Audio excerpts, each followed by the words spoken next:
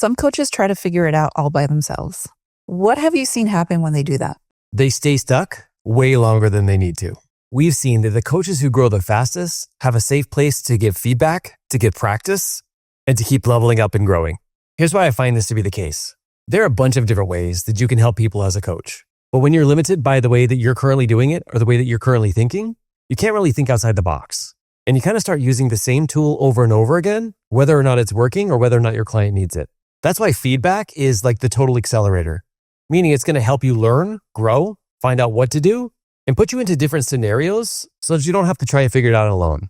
I mean, there's many different types of clients, and clients respond differently to some of the different skills and different approaches that you take. Being able to get that feedback will help you develop the confidence you need to keep coaching, but more importantly, to keep leveling up how you do it. Lastly, I find that this is important too, is community has a way of being able to level the playing field.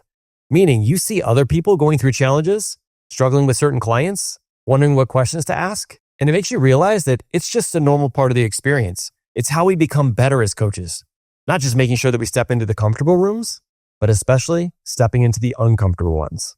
That's why today's quote is you grow faster when you don't grow alone. So what happens when coaches finally get feedback?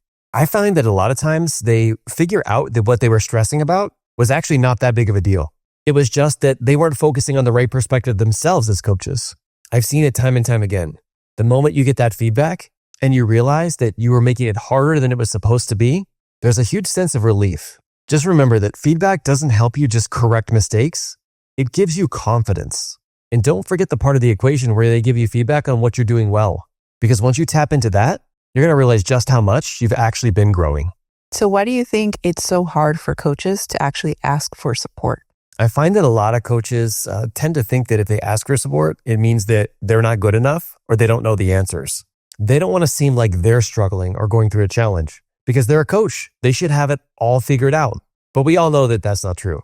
We all struggle with our own things, different challenges, and getting feedback, especially from a team of people that has different strengths than you, that will help you grow exponentially.